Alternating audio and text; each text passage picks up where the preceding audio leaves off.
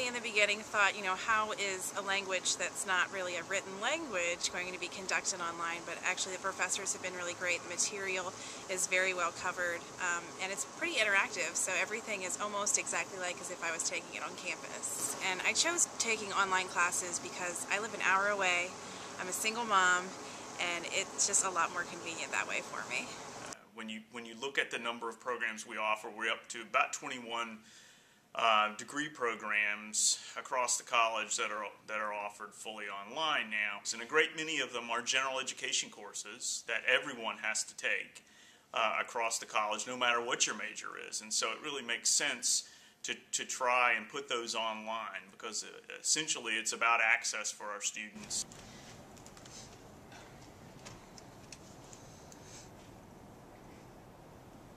The fact that we were able to get a fund for the Innovation of Post-Secondary Education Grant, a FIPSE grant for our quality assurance plan, really, I think, speaks to the fact that we've been working very hard. We've got a pretty solid orientation program, which, as we've gone around and presented at some national conferences, we're finding out that not too many institutions have the kind of unique orientation program for student learning that we've been able to develop.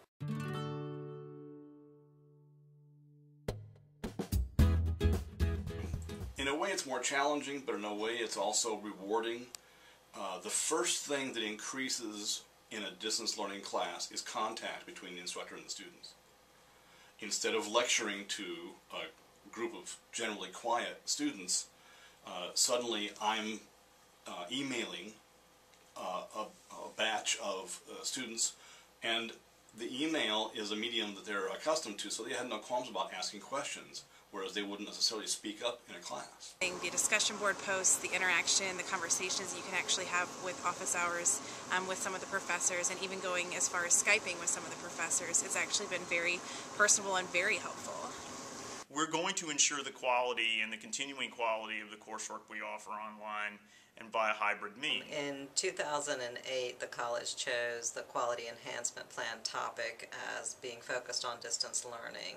And that topic really bubbled to the top because we saw such tremendous growth. So we chose student success in online learning as our primary focus.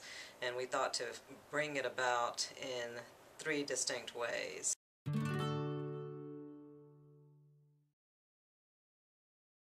About 25% of our enrollment at the college is made up of online students.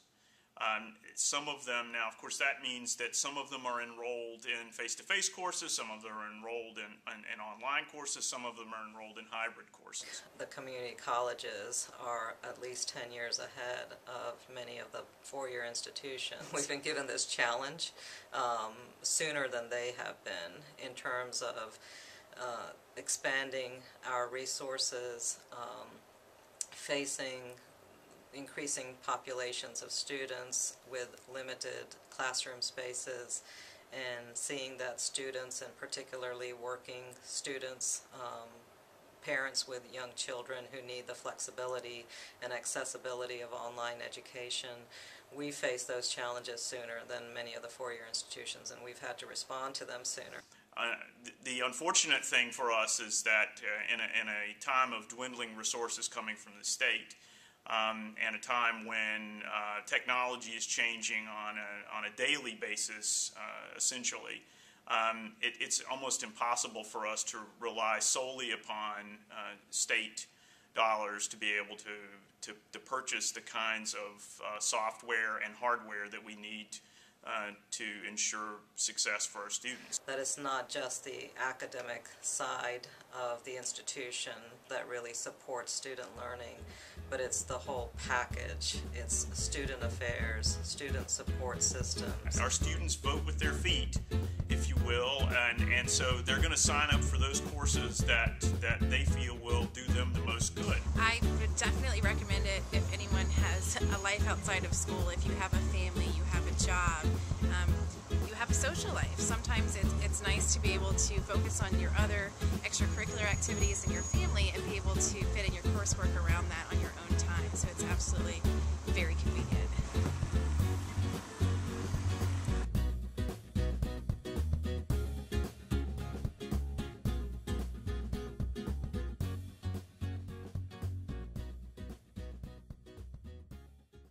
Great things are cooking up in the Richmond region, and thanks to J. Sargent Reynolds Community College, it's more than just delicious food.